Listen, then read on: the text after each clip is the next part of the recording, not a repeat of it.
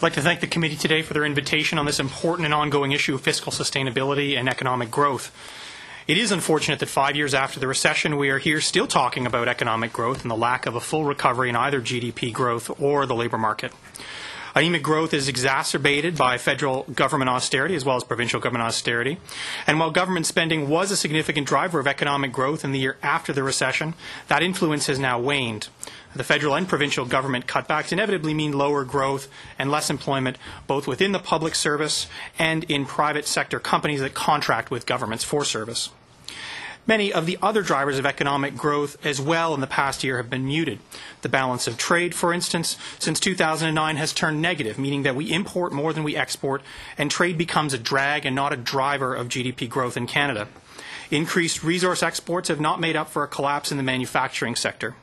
Every year we are now exporting our national wealth and no longer using international trade to our advantage. Instead, other countries are using us to their advantage. Business investment over the past year has added little to economic growth, and instead the cash holdings of corporate Canada continue to grow and appear to continue to grow in good times and in bad. Economic growth over the past year has almost entirely come from consumers through household consumption, although interestingly this is not through housing construction, which has been the case previously. Given stagnant wages for most households, the increase in the past year in consumer spending has come almost entirely from an increase in household debt. This increase comes as households already have historically high debt levels. Fiscal sustainability at the federal level is often taken in isolation from the rest of the economy.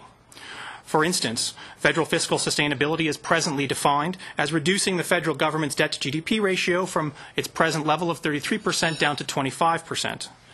Even at 33%, Canada's federal government has the lowest debt-to-GDP ratio of any federal government in the G7.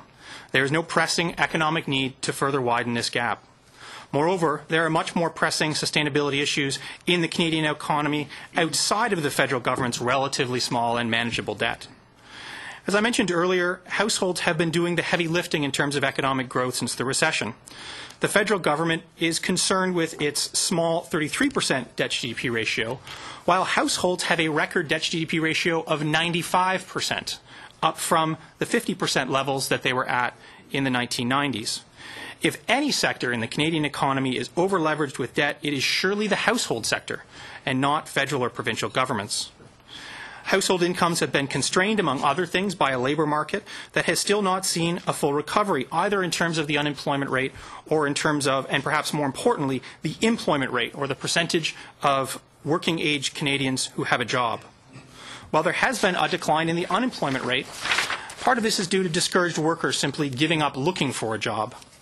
Excluding this effect by using the employment rate, there has been much less recovery in the percentage of working-age Canadians that have a job compared to pre-recession levels. Moreover, those that have jobs don't see the sort of regular wage increases that they saw in previous decades. In Canada's largest cities of Montreal, Toronto, and Vancouver, the average real income of the bottom 90% is lower today than it was in the 1980s. For lower-income Canadians, programs like the Temporary Foreign Worker Program likely further suppress wages. In fact, about 10% of all of the jobs created since the recession went to temporary foreign workers. Stagnant incomes mean that increased consumer spending comes from debt accumulation and not from rising incomes for middle-class households. And this should be the target of federal government policy.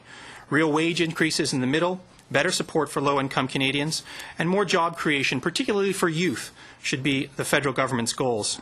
These broad strokes will hopefully result in an orderly deleveraging of households, by and large the largest sustainability threat that Canada currently faces. Thank you.